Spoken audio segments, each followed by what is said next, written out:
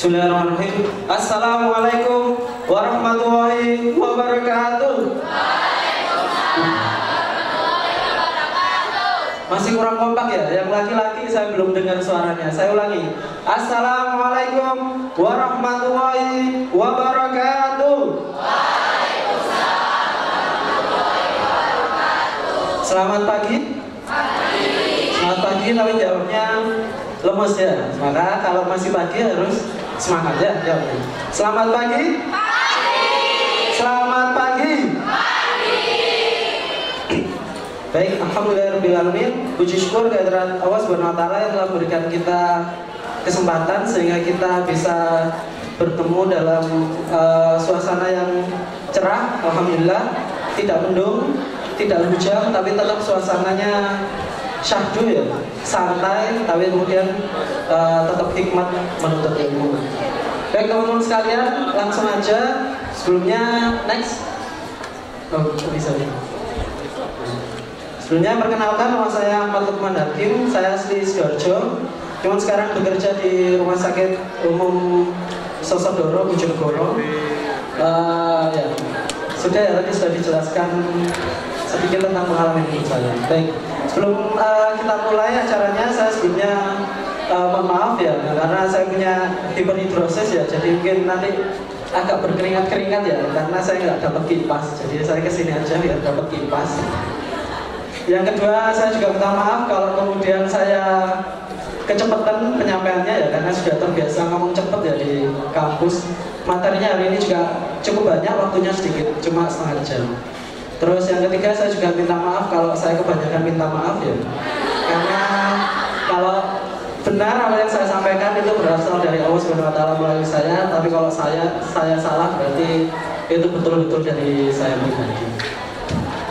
Materi hari ini adalah materi yang sangat penting untuk teman-teman sekalian, adik-adik yang masih muda-muda yang akan melanjutkan jenjang hidup ke fase yang baru, yaitu akan menuju ke fase dewasa. Tapi setelah dari anak-anak, di sini ada yang mau masih dikatakan anak-anak, sampai masih anak-anak mas? Enggak ya, enggak mau ya. Jadi teman-teman yang hadir di sini, adik-adik yang hadir di sini, semuanya adalah yang sudah tidak mau dikatakan anak-anak, tapi juga tidak mau dikatakan sudah tua, ya kan? Ada yang mau dikatakan sama sudah tua? Gak mau ya? Nah, artinya teman-teman sekalian di sini, adik-adik sekalian, adalah fase dari yang unyu-unyu, ya, jadi yang imut-imut menjadi fase yang amit-amit. Gitu ya. Nah, ini fase peralihannya. Nah, karena ini fase peralihan harus diarahkan. Oleh karena itu, remaja-remaja yang ada di Sidoarjo ini harus kemudian kita siapkan supaya tidak kena yang macam-macam. Kenapa? Karena kalau sudah kena yang macam-macam, nanti kita jelaskan menyesalnya seumur hidup sampai mati, bisa sampai menyesal ya. Apa yang akan kita bahas? 3 topik besar. Ini topik yang sering saya bawakan di puskesmas ya. Di puskesmas di Bojonegoro sudah saya sering bawakan. Yang pertama tentang seksualitas. Ini kita tidak akan belajar tentang kikuk-kikuk itu bagaimana ya. Kita tidak sedang belajar tentang itu ya. Tentang reproduksi secara singkat saja, karena nanti teman-teman akan dapat dari guru kelasnya masing-masing ya. Kemudian yang kedua tentang nafsa. Apa itu nafsa? Narkoba. Oh ya. Bukan nasi ya, bukan nasi. P-nya apa? Nasi padang lezat sekali, bukan ya. Nafsa itu ya narkoba dan kawan-kawannya. Nanti kita jelaskan juga. Dan yang ketiga, infeksi menular seksual. Dalam hal ini yang akan saya bahas adalah HIV/AIDS. Ini yang paling terkenal ya. Sudah pernah dengar ya tentang HIV/AIDS? Nah, sudah ada yang kena? Alhamdulillah ya, jangan sampai kena. Oleh karena itu, supaya nggak kena harus didengarkan supaya nggak sampai ketularan. Karena kalau sudah sekali ketularan, nyeselnya seumur hidup. Kenapa? Sudahlah nggak ada obatnya, sudahlah penyakit itu berbahaya, sudahlah penyakit itu mematikan, sudahlah penyakit itu gampang sekali menular. Ya, nah, jadi mumpung belum ada yang kena ya, semoga ini memang nggak ada yang kena ya. Mumpung belum ada yang kena harus didengarkan baik-baik supaya apa? Supaya nanti nggak ada yang ketularan. Oke, ini sekarang kita bahas remaja. Ini lanjut aja ya. Remaja pasti bukan ini, setuju ya? Ini bukan remaja ya? Ini remaja semua kan ya? Nah, yang bukan remaja angkat tangan. Ya nggak ada yang malu ya. Karena apa? Malu ya. Di sini remaja semua. Apakah ini juga remaja? Ini juga bukan. Ini dewasa. Ini juga bukan ya. Maka remaja itu apa? Remaja itu adalah Yaitu tadi, yang bukan anak-anak, bukan orang dewasa, bukan kakek-kakek, juga bukan yang lain itu. Tapi remaja itu adalah masa-masa peralihan. Apa yang terjadi pada saat masa-masa peralihan remaja? Yang pertama, terjadi pematangan organ reproduksi manusia. Contohnya apa? Contohnya kalau semisal yang perempuan, kira-kira tanda pematangan organ reproduksinya berupa menstruasi, ya. Kalau misalnya laki-laki, tanda pematangan organ reproduksinya berupa mimpi basah. Ya, sudah pernah mimpi basah? Kapan mas? Kapan? Diceritain. Semalam ada? Ya ada. Ya, nggak usah cerita ya. Kemudian yang kedua, masa remaja itu adalah masa peralihan dari anak-anak menuju dewasa. Ya, memang sudah. Dan yang terakhir, yang penting, masa remaja itu adalah masa pencalonan.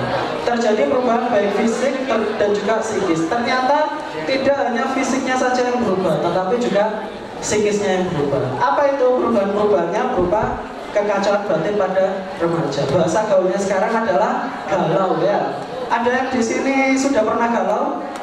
Ada. Berarti Anda remaja semua, ya. Kalau nggak pernah galau ini nggak jelas ini masih anak-anak mungkin, ya. Kalau anak-anak kan nggak pernah galau, cuma seneng-seneng kesana kemari, lari-lari, tidak jelas, ya. Tapi kalau remaja sudah mulai galau. Berarti kalau sudah pernah galau, berarti Anda selamat, Anda sudah mau beranjak remaja. Oke. Next.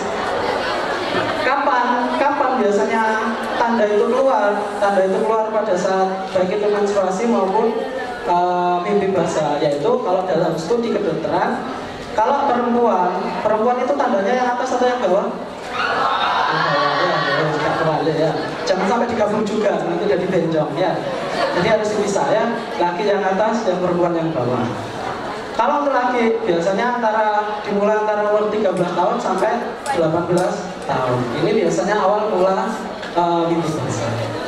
Kalau yang perempuan, awal mula keluar menstruasi atau darah haid itu antara umur 11 sampai usia 18, kurang lebih, ya, bisa kurang, bisa lebih. Artinya bisa di umur 10 tahun untuk yang perempuan sudah ada, ya. Tapi yang keterlaluan adalah kalau semisal baru umur 7 tahun sudah keluar darah haid. Ini mungkin ada faktor lain yang perlu kita cari bersama. Maka rentang usia normal yang perlu ada diketahui adalah segini. Jadi kalau ada di awal mula keluar darah haid di usia sekian, awal mula keluar mimpi basah di usia sekian, ini normal semuanya, ya, tidak perlu dipermasalahkan. Juga tidak perlu dipamer-pamerkan, aku wis mimpi basah semalam, juga tidak perlu, ya, wis dirahasiakan saja. Yang penting lagi adalah terutama untuk yang muslim, ya, kalau sudah ada tanda-tanda begini, berarti teman-teman sudah ada kewajiban untuk menjalankan aturan-aturan agama, aturan-aturan Islam. Misalnya sholat berarti sudah jadi wajib, ya, karena sudah keluar tanda-tanda pubertas ini. Yang perempuan misalnya yang muslim, ya, kerudungan itu juga berarti sudah menjadi wajib kalau sudah ada tanda-tanda yang seperti ini dan lain-lainnya, ya. Itu tanda secara fisik yang bisa kita lihat. Bagaimana dengan tanda secara psikis? Nah, di usia pubertas ini kita juga ada perubahan-perubahan psikologi. Apa itu? Yang pertama, masa pencarian identitas diri. Masa pencarian identitas diri ini adalah masa pencarian yang penting karena ini akan mempengaruhi kehidupan adik-adik ke depan. Jadi di usia pubertas ini kita harus bisa pintar-pintar mencari teman-teman yang positif, teman-teman yang baik. Kenapa? Karena kalau sekali teman-teman kita nggak baik, kita akan mencari jati diri di sana, merasa sudah nyaman di komunitas yang tidak baik. Akhirnya ke depan kita, ya, jadinya tidak baik. Contoh, ya, contoh. Misal ada ini, saya lihat ada beberapa yang berpenci, ya, berarti ini selama ini senang ngaji. Dan mungkin teman-temannya juga suka ngaji, gitu, ya. Maka nanti kalau gede, dia sukanya suka ngaji, gitu. Jadi kalau diajak teman-temannya dugem ayah acem-acem, nggak mau, ya. Itu contohnya, ya. Tapi kalau di usia remaja ini diajak temannya yang suka dugem acem-acem ayah, nah, nanti gedenya diajak ngaji susah, nggak enak. Kenapa? Karena sudah kebiasaan, enaknya adalah dugem acem-acem ayah, ya. Maka dari itu, mumpung masih remaja, mumpung masih muda, ini saatnya kita mencari identitas diri, cari komunitas, cari teman-teman yang baik, supaya ke depan kita akan jadi orang-orang yang baik. Contoh lagi misalnya, karena ini pelajar, ya, Kalau semisal kita gabung dengan teman-teman yang rajin belajar gitu ya, terus nanti ke depan kita nggak belajar, kita nggak enak. Kenapa? Konco-konco kurang belajar kabeh, aku nggak belajar nggak enak. Akhirnya apa? Akhirnya kita katut ketularan rajin belajar. Tapi nek kene gabung sama teman-teman yang gak gelem belajar, kene kate belajar pasti wadah Allah awakmu so rajin, so kene gitu ya. Terus gak usah sinau. Akhirnya apa? Kita belajar juga ya Allah konco-konco kowe gak mesti belajar, aku ya wis gak usah belajar. Nah, pentingnya mencari teman, pentingnya mencari komunitas itu adalah untuk membentuk kita ke depan. Kalau kita sekarang gabung dengan teman-teman yang rajin belajar, ke depan kita juga akan termotivasi untuk selalu rajin belajar. Sepakat ya? Sepakat ya? Belum ada yang ngantuk ya? Belum. Sudah sarapan semua? Enggak, saya cuma tanya ya, enggak kasih juga ya. Oke, yang kedua, apa aku dan siapa? Abdullah. Ini karena sudah mulai gede, akhirnya sudah mulai mencari-cari ya sama ya dengan identitas diri. Dan kita sudah mulai memetakan diri. Buat yang cowok, dia akan melakukan kegiatan-kegiatan yang cowok banget ya. Misalnya sepak bola, itu cowok. Yang cewek juga mulai melakukan kegiatan-kegiatan yang cewek banget. Misalnya apa? Derby ya, sembarang ya, pokoknya itu lah. Pokoknya jangan yang cowok jadi Barbie ya, itu nanti ya sulit nih. Nah, kemudian yang ketiga, kemauan yang tidak bisa dikompromi atau sulit ditentang. Nah, ini kenapa? Secara psikis kok begitu? Karena pada masa lalu pubertas itu teman-teman semangatnya itu luar biasa besar. Jadi kalau ditentang sama gurunya, kamu nggak boleh begitu. Kawannya itu dia pengen bantah ya. Ada yang biasanya begitu. Ada yang berani angkat tangan yang biasa bantah gurunya siapa? Nah, ini berarti ciri-ciri masa pubertas, masa remaja. Dikandani, awal aja tempat telat. Allah lu, saya malas, saya besok ya. Dan lain-lainnya ya. Termasuk juga dikasih tahu orang tuanya. Nah, bisa jadi juga begitu. Ini adalah ciri khas dari remaja. Kemudian yang kedua, perilaku yang cenderung melepaskan diri dari ikatan orang tua dan suka melakukan kegiatan pribadi atau berkumpul dengan teman. Ini juga menjadi ciri khas remaja ya. Kenapa? Karena dia pengen eksplor dirinya, identitas dirinya. Akhirnya apa? Akhirnya dia sering keluar rumah untuk apa? Untuk mencari sesuatu yang menyenangkan bagi dia, sesuai dengan teman-temannya tadi. Kalau yang menyenangkan bagi dia itu adalah ngaji, dia mungkin akan ngaji. Kalau yang menyenangkan bagi dia itu adalah narkoba, mungkin dia akan kecanduan narkoba dan lain-lain. Nah, ini sekarang nanti karena ini masih remaja, nanti kalian akan dihadapkan oleh pilihan-pilihannya begini ya. Terus itu yang pertama ya. Selanjutnya yang kedua, ini yang juga penting untuk diketahui oleh adik-adik semua, yaitu tentang nafsa ya. Sekarang saya tanya, apa bedanya nafsa, narkotika, apa aja? Nafsa, narkotika, narkoba, ada yang tahu nggak? Apa sama wes nafsa itu ya pokoknya narkoba itu ya pokoknya narkotika. Apa begitu?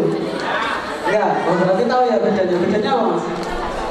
Enggak tahu ya, pokoknya beda ya, karena penulisannya juga berbeda ya. Oke, hari ini kita belajar tentang narkoba, tapi ini bukan sosialisasi narkoba ya. Jadi kalau tadi ada di SMA itu sosialisasi SMA Cendekia supaya apa? Supaya teman-teman ada yang daftar di SMA Cendekia, begitu ya. Nah kalau ini kita mensosialisasikan narkoba bukan supaya teman-teman mencoba-coba narkoba ya, bukan seperti itu. Kita sosialisasikan narkoba supaya teman-teman menghindari narkoba dan supaya tidak terjerat dengan narkoba. Kenapa? Karena kalau sekali kena narkoba, kecanduan, misalnya seperti itu. Kenapa? Karena kecanduan itu prinsipnya begini. Kalau misalnya sudah kena 1 mg narkoba, besoknya dikasih 1 mg narkoba itu nggak mempan, ya. Harus naik dosisnya 1,5 mg narkoba. Terus kalau sudah kena 1,5 mg narkoba, besoknya dikasih lagi 1,5 mg narkoba, juga nggak mempan, harus naik lagi. Akhirnya naik sampai overdosis. Pernah lihat orang overdosis? Semoga nggak pernah lihat secara langsung ya, lihatnya di TV ya, kalau lihat secara langsung seperti itu. Nah, hidup cerdas tanpa narkoba ya, berprestasi juga tanpa narkoba. Nah ini penting kita sampaikan apa bedanya 3 itu, narkoba, narkotika, nafsa. Ya sebetulnya kalau pengen gampang ya bahan-bahan yang menyebabkan kecanduan ya. Tapi kalau bahan coba menyebabkan kecanduan kita sebutnya sebagai zat adiktif ya. Tapi lebih dari itu, semuanya narkoba, narkotika, nafsa ada bentuknya. Yang pertama, psikotropika.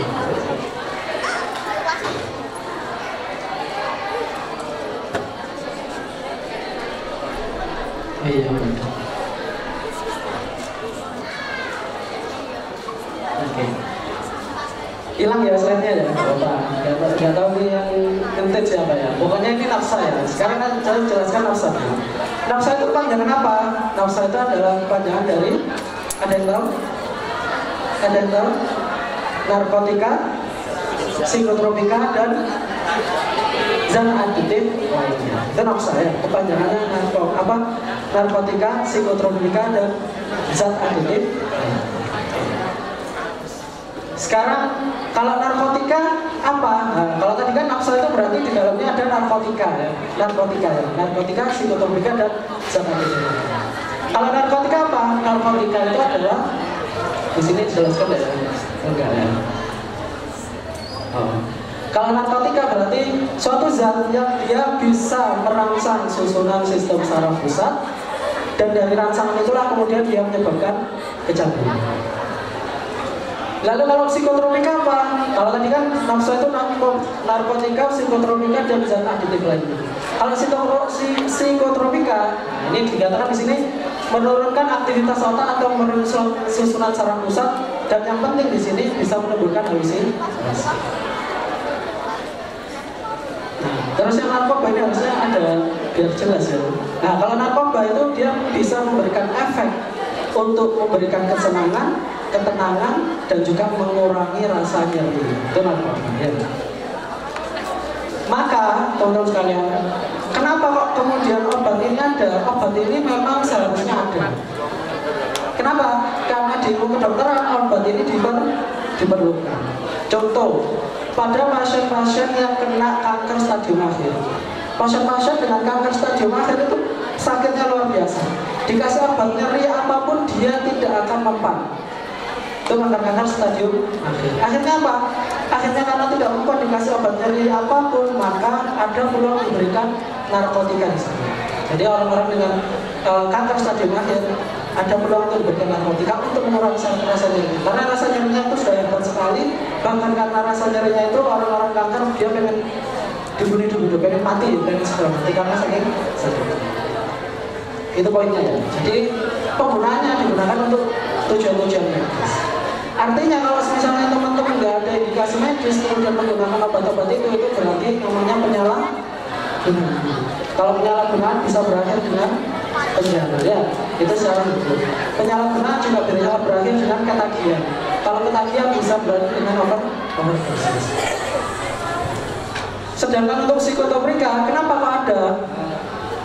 Psikotropika ini contohnya, dia bisa merangsang susunan saraf pusat.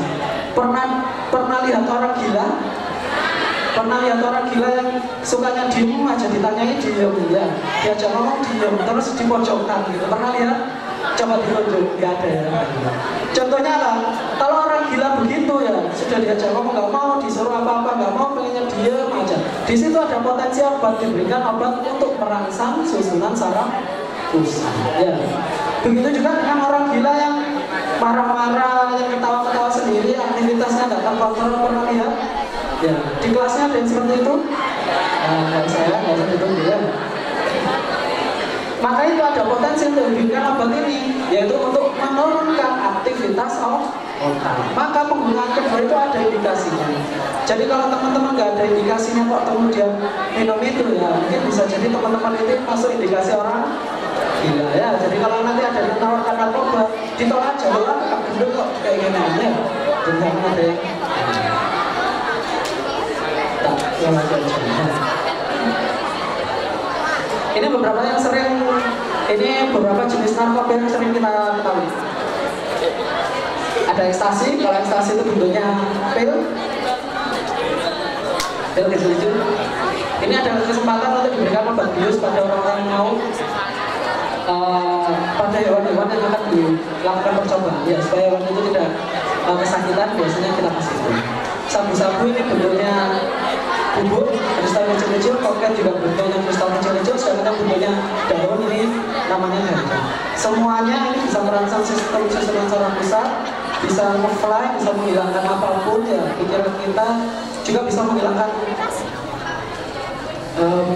akal sehat ya, karena nanti kita jadi gila kalau sudah pakai itu. Caranya apa? Sudah masyhur ya, ada yang diminum, ada yang dirokok, dihisap, dibakar, disuntikan, dicampurkan alkohol, ditambahkan ke mulut, juga ada yang lewat tubuh. Ini yang penting teman-teman untuk ketahui. Kenapa kemudian kita sejak awal, sejak dini sudah dibentengi supaya tidak kena narkoba? Yang pertama, ini sudah tak jelaskan. Adaptasi tubuh, jadi dibutuhkan dosis yang semakin meningkat untuk memperoleh efek yang tadi diinginkan. Tadi yang sudah saya sampaikan. Jadi kalau awal kita dapatnya 1 mg narkoba, besoknya kita dikasih 1 mg itu nggak mempan, harus ditingkatkan. Kemudian yang kedua, dapat menimbulkan gejala penyakit, yaitu apa? Gangguan jiwa, TBC, hepatitis B, HIV/AIDS. Ada yang pernah kena salah satu di antara ini? Nah, semoga nggak ada ya. Mumpung nggak kena, maka teman-teman harus mencegah supaya tidak ada yang kena seperti ini. Ada dorongan yang sangat kuat, putus obat atau sakau, dan juga akhirnya pada overdosis. Nah ini. Jadi kalau teman-teman sekalian sakit, di sini ada yang nggak pernah sakit? Pernah ya? Berarti pernah sakit semua ya? Ada yang pernah sakit flu nggak?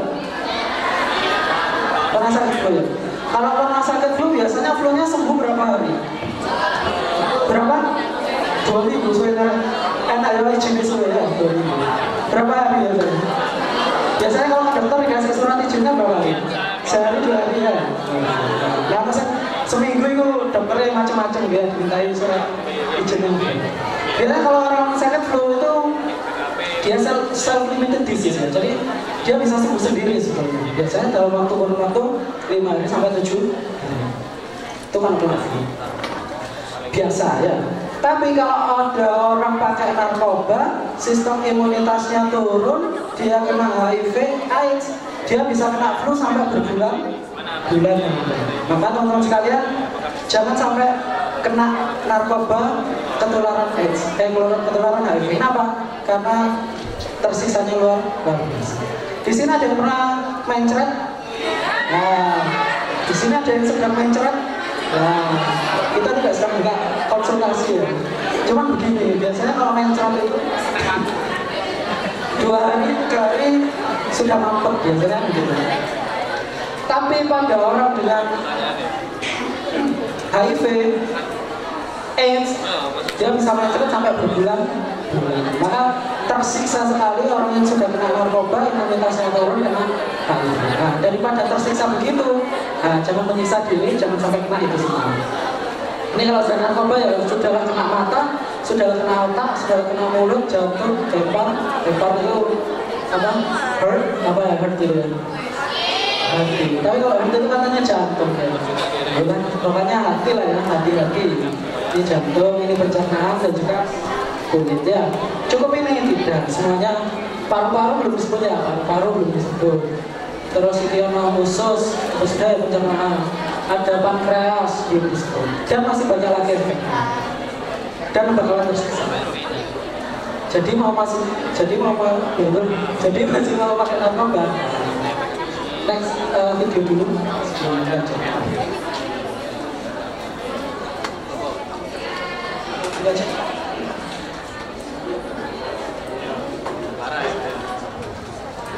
Ini ada video yang kedua, ini ceritanya tentang orang yang simulasi orang yang nge-fly kalau kena narkoba. Nah, sweet dreams.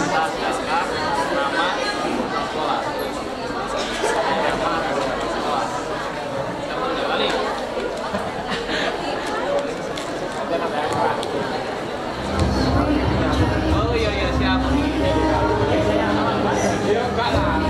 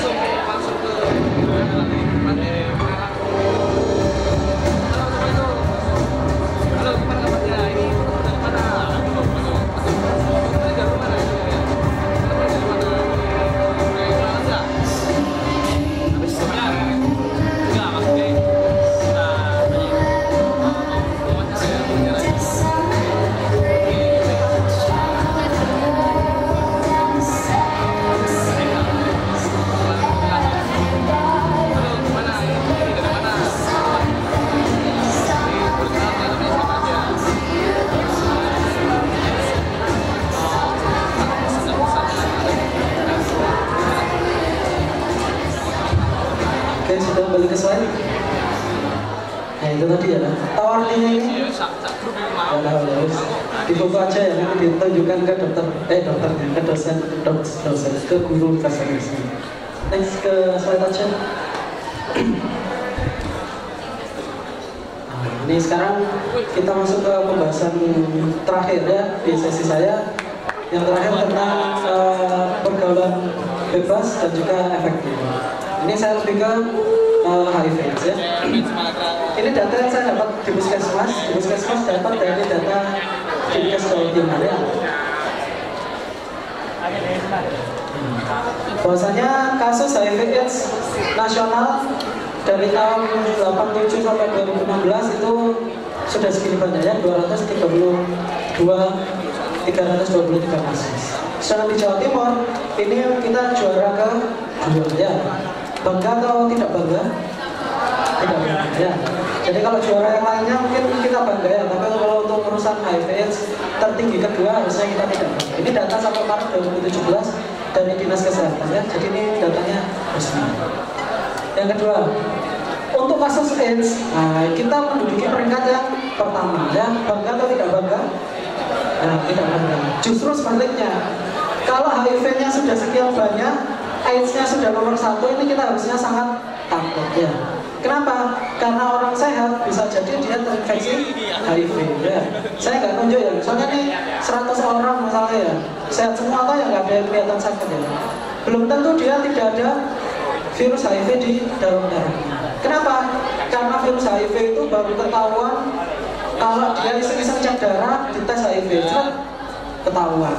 Atau baru muncul gejala nanti setelah 10 tahun atau 15 tahun setelah dia terinfeksi ya HIV.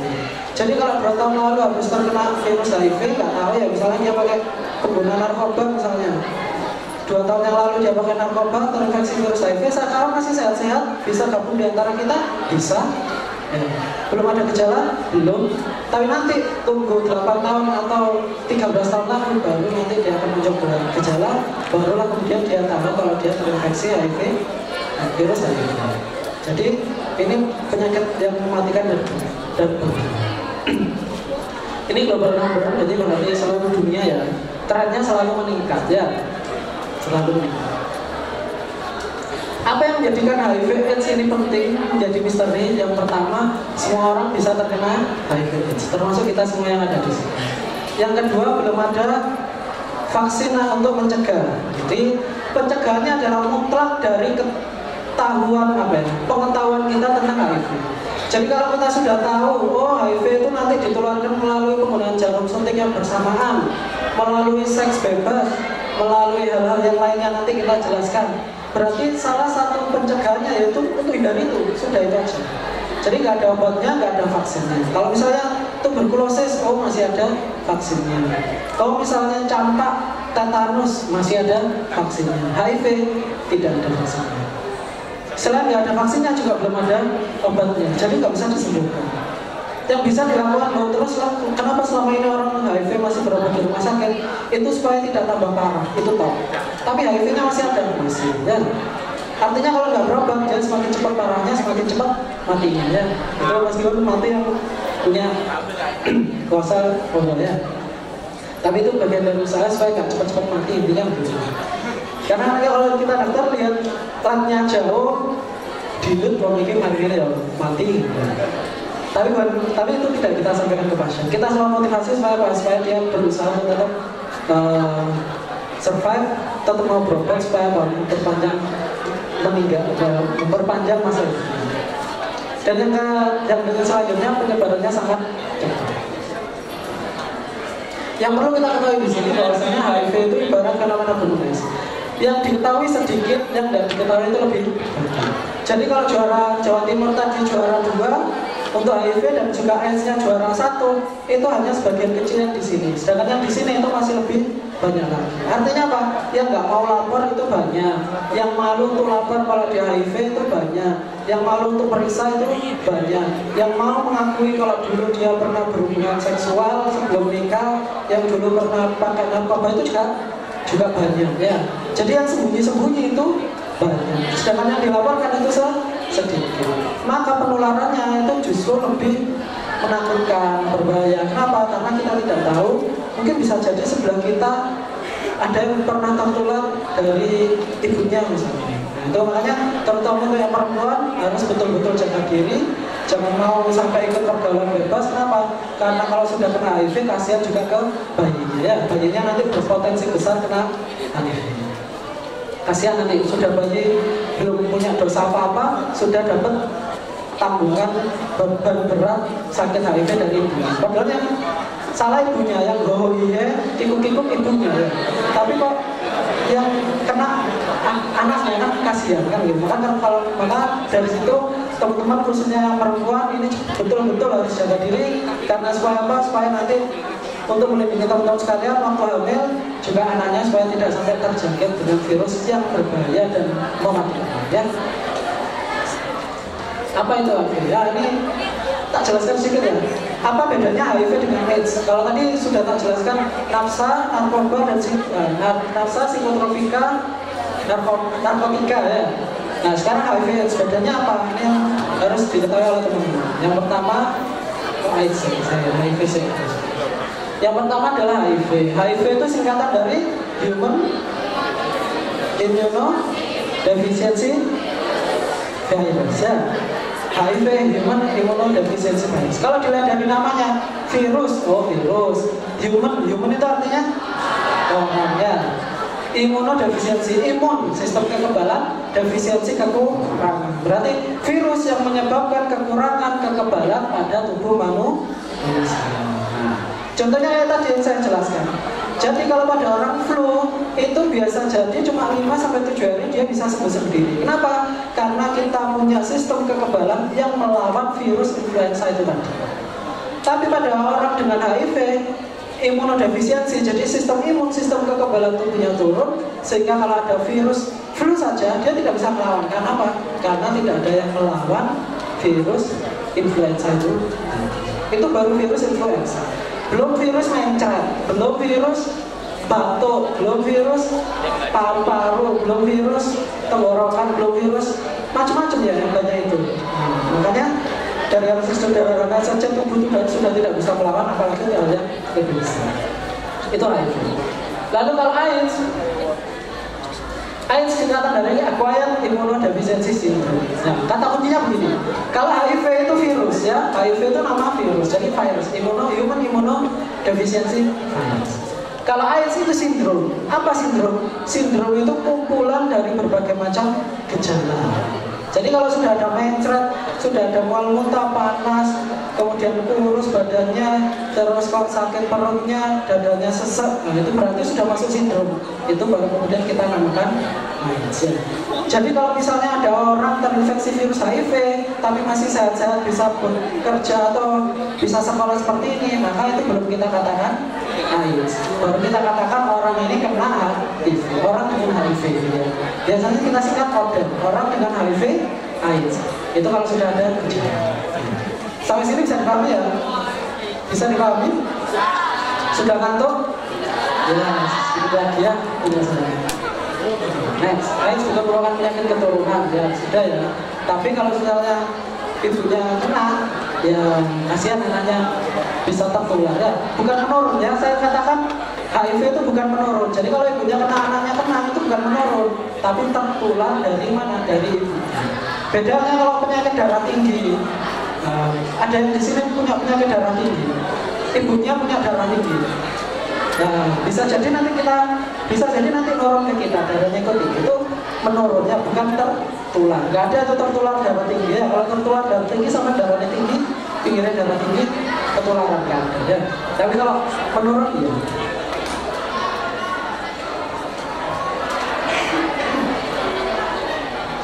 Ini ya, tak lewati aja. Ini yang penting. Dari mana saja sumber penularan virus HIV? Ada 5 hal. Yang pertama dari darah, yang kedua dari cairan mani, ini untuk yang perempuan, yang laki-laki, cairan vagina dari perempuan, air susu ibu yang tertular HIV, dan juga cairan infeksi penderita. Jadi kalau nanti misalnya ada wanita kena HIV, hamil, sudah melahirkan, itu dia menularkan darah ke anaknya kena HIV, sudahlah nanti dia ngasih ASI, setiap ngasih susu berarti dia ngasih virus HIV. Kasihan nggak sama anaknya? Kasihan. Berarti jangan mau sampai kena HIV ya.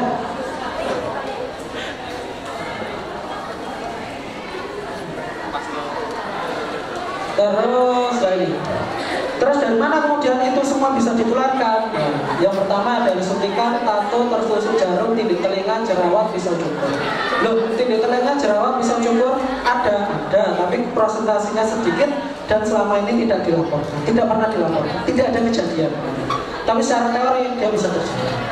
Tapi kalau pada tertusuk jarum dan juga suntikan, terutama pada kasus-kasus narkoba ini banyak dan laporannya juga banyak. Ya, jadi ini hampir bisa menularkan. Jadi kalau sudah kena, misalnya si A pakai narkoba, pakai jarum suntik, terus jarum suntiknya dipakai si B, si A ini punya HIV, dipakai ke si B, ini hampir pasti dia akan tertular virus HIV.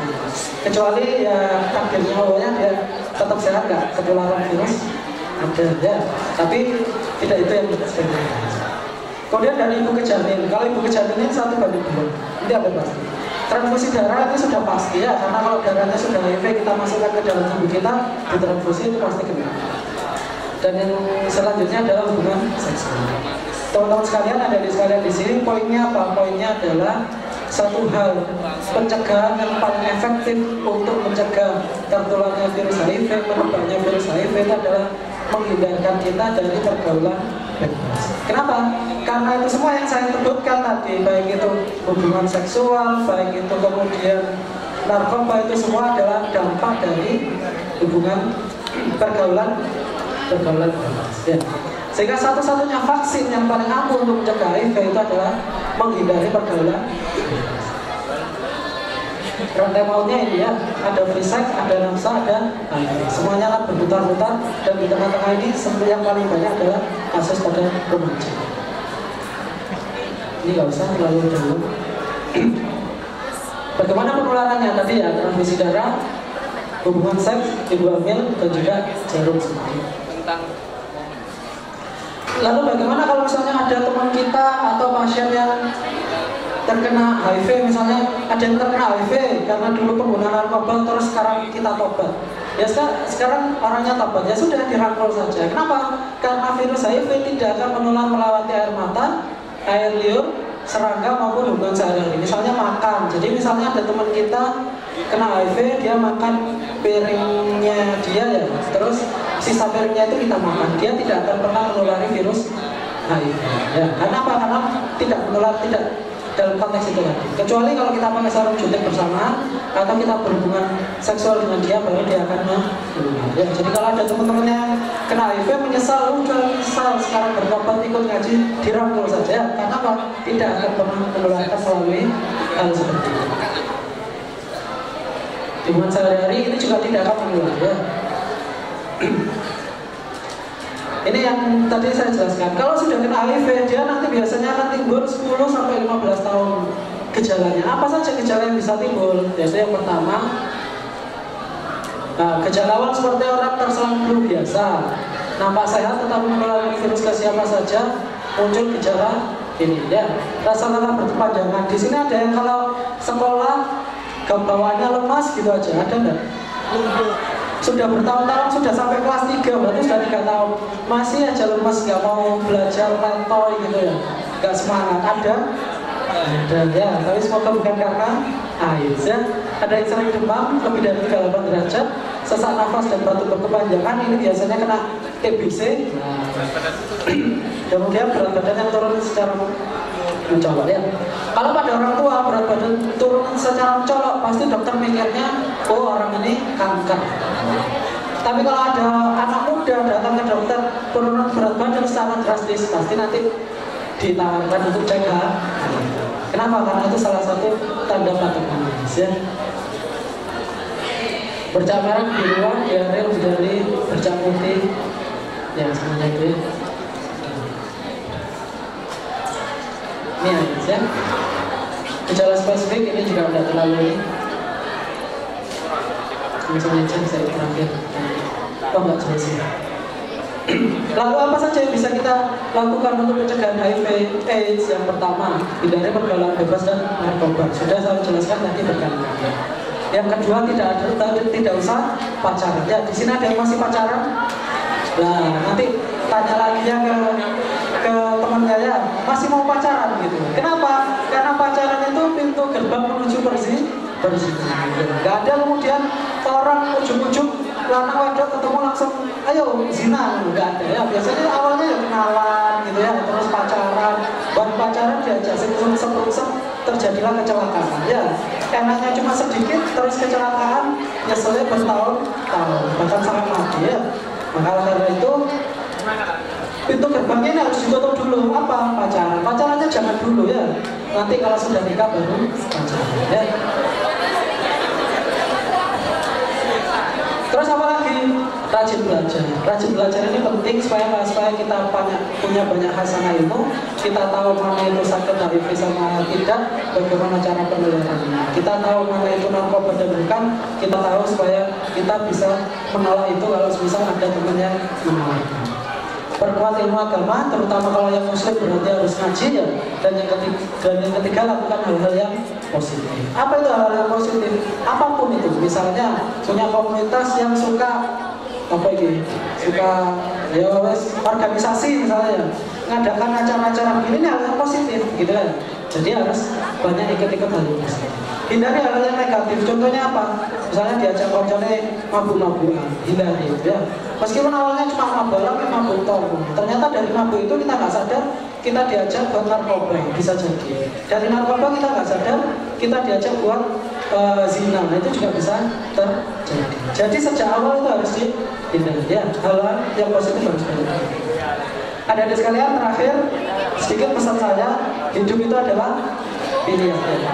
Adik-adik memilih untuk jadi orang baik dan adik-adik memilih untuk jadi orang tidak baik, itu adalah pilihan ya. Tapi ingat, apa yang kita tanam itu akan yang kita panen ya. Jadi kalau kita nanam padi, kita akan memanen padi ya. Kalau kita menanam jagung, kita akan memanen jagung. Kalau kita menanam hal-hal yang baik di masa kita yang sekarang, ke depan kita akan menanam hal-hal yang baik juga. Kalau kita menanam hal-hal yang buruk di masa sekarang, ke depan juga kita akan memanen hal-hal yang buruk ya. Bisa jadi teman kita sekarang sama-sama rajin belajar ya, rajin belajar. Ke depan ternyata satunya jadi dokter, satunya direktur perusahaan, gitu kan ya. Karena apa? Karena sekarang kita menanam hal-hal yang baik, menanam hal-hal untuk saling belajar. Bisa jadi sekarang kita menanam hal-hal yang tidak baik, yaitu apa? Pacaran bareng. Aku sama ini pacaran, aku sama ini pacaran. Ternyata 10 tahun lagi, yang satu sudah hamil duluan, ya, yang satu sudah menggugurkan. Hal-hal yang jelek nanti kita akan panen yang jelek. Sekarang kita melakukan hal-hal yang baik, yaitu berorganisasi misalnya. Kalau yang muslim ada SKI, ikut SKI misalnya. Ada OSIS, ikut OSIS misalnya. Ke depan 10 tahun lagi, satunya menjadi seorang organisatoris handal gitu ya, yang sering diundang ke luar negeri. Satunya menjadi direktur perusahaan mana yang dia pintar mengorganisasi sesuatu. Itu yang kita tanam sekarang dan kita akan petik hasilnya. Kalau sekarang kita menanam pakai narkoba, satunya nanti 10 tahun ke depan suatu sudah ada yang meninggal karena overdosis, satunya sudah ada yang meninggal karena HIV AIDS ya. Maka teman-teman sekalian, mumpung sekarang belum kejadian, mumpung sekarang teman-teman bisa memilih, tentukan pilihan sekarang untuk menjadi remaja-remaja yang baik saja ya. Jangan mau ada yang diajak untuk hal-hal yang jelek kan. Kita nggak akan merasakan hasilnya sekarang, tapi nanti 10 tahun, 15 tahun ke depan kita akan merasakan hasilnya. Setuju ya? Setuju. So, let's make our visions. Dan terakhir, ingat bahwasanya kebahagiaan, kenikmatan, kesengsaraan, dan siksa di dunia itu hanya sementara. Kelak nanti di akhirat, setelah dunia kita akan merasakan hal yang lebih enak ya. Apa kemudian enaknya makan? Makan enak itu hanya sampai di kerongkongan. Setelah sampai di kerongkongan, ngambil rasa itu hanya sampai di lidah, sampai ke kerongkongan. Setelah sampai di kerongkongan, di lambung, kita sudah tidak pernah mengenyam enaknya makan. Apa enaknya kikuk-kikuk itu tadi? Itu hanya pada saat puncak orgasme saja, yang itu hanya berlangsung sekian puluh detik saja. Setelah itu, kalau itu dilakukan dalam hubungan yang terlarang, kita menyesalnya sudah bertahun-tahun lamanya, hanya untuk kenikmatan yang sesaat. Ingat ya, beda lagi Terakhir dari saya, mumpung ini masih muda, tentukan pilihan yang baik, jangan sampai menyesal di kemudian hari. Saya akhiri, assalamualaikum warahmatullahi wabarakatuh.